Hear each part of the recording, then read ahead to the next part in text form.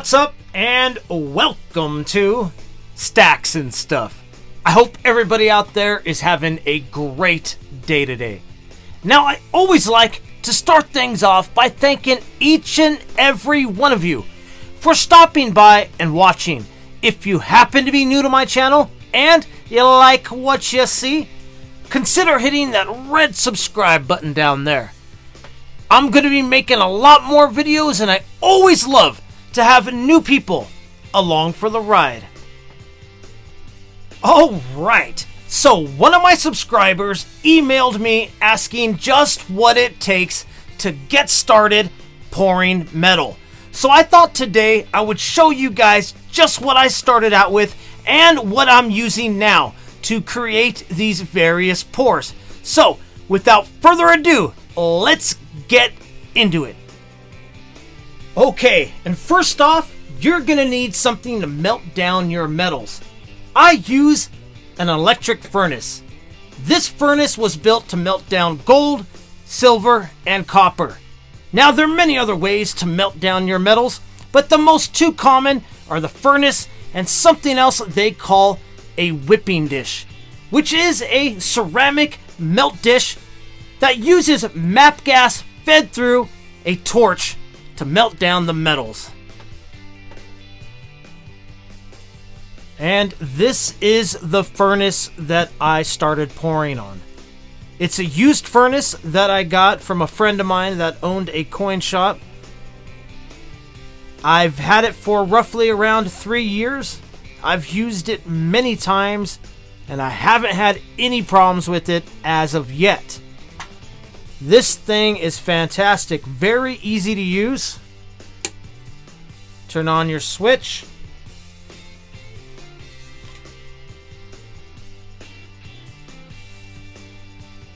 Then you set your temperature. Up, down. That's your current temperature right here. And this thing goes all the way up to 2012 degrees Fahrenheit. This furnace takes these graphite kilogram crucibles. This one here being a 2 kilogram. You handle it with these tongs, much like pliers.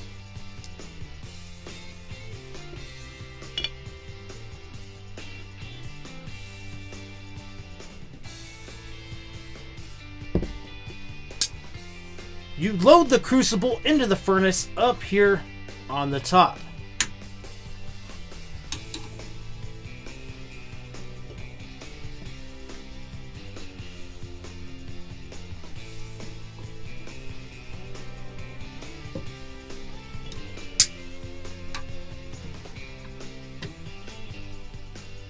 So once you get something to melt down your metals, next is very important, and I can't stress this enough.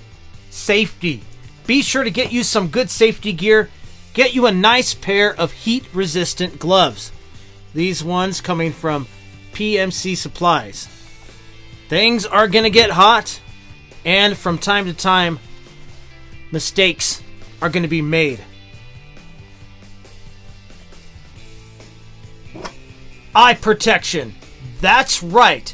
Whether it be safety glasses or safety goggles, be sure to protect those peepers. And in case somebody out there is thinking, eye protection? What do you need eye protection for? Well, I'll show you.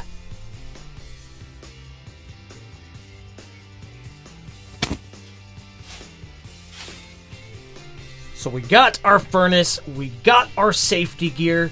Now we need something to pour our metal into, like molds. I started off with graphite molds like these. Matter of fact, this was my first mold. But after a while, they become brittle and they can chip.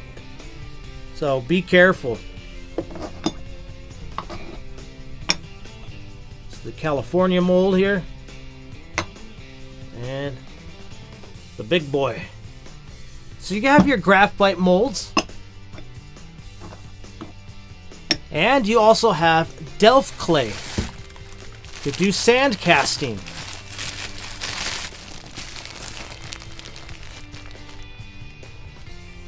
In case you want to know more about Delft clay, there's a link down there in the description below to one of my videos working with this stuff. You could do a lot with it and get very creative. I made a larger wooden frame here so I could do some larger sand casting pours. And then I also have what is known as a flask. Like I said, link down there in the description below in case you're interested. Now that you got your furnace, your safety gear, and your mold, next up would be to add the metal. Whatever metal your furnace can handle. In this case of this furnace, that would be gold, silver, and copper. And next up would be to pour.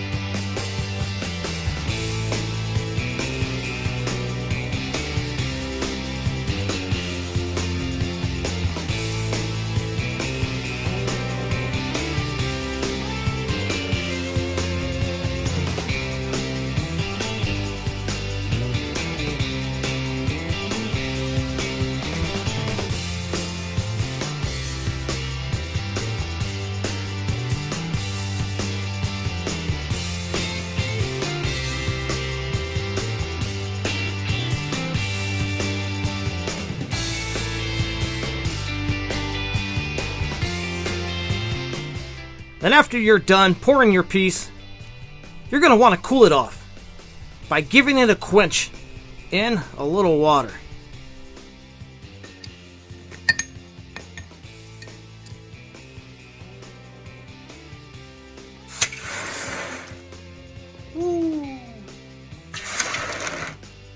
Then once your piece is cool enough to handle, you weigh it out on the scale and stamp it out. A good starter stamping set would have to be this Pittsburgh 36 piece. Picked up at Harbor Freight. You could also pick it up on Amazon. That's exactly what I started out with. And then after your piece is all stamped out, it's time to clean it on up, get it nice and shiny and pretty. Unless you want to tone it or give it that antiqued look. Kinda like this. And in that case, you would like to use some liver of sulfur.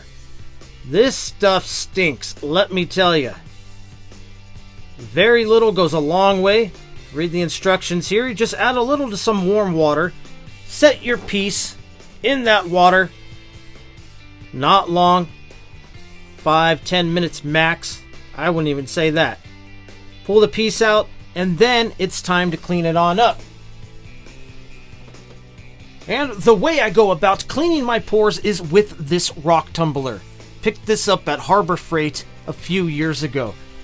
Now, what I got inside are some steel polishing beads with some soap and water.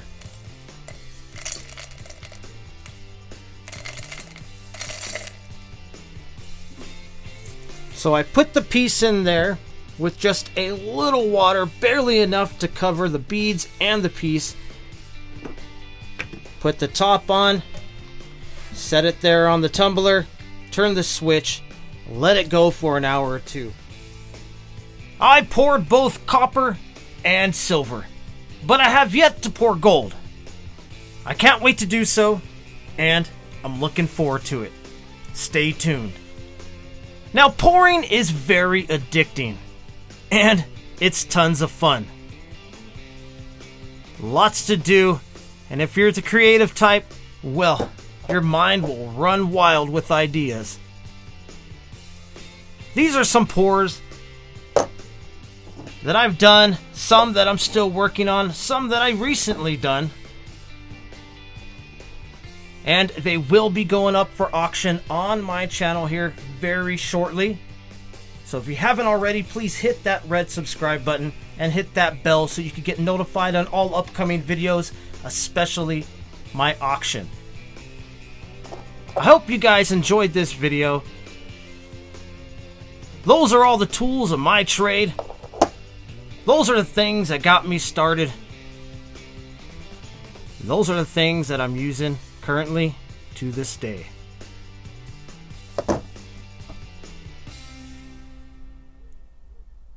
Well, that's all I got for you guys today. But I would like to once again thank each and every one of you for stopping by and watching. And like I said before, if you happen to be new to my channel and you like what you see, consider hitting that red subscribe button. Alright guys, I'll be seeing you around on the streets of YouTube. And until next time, take care.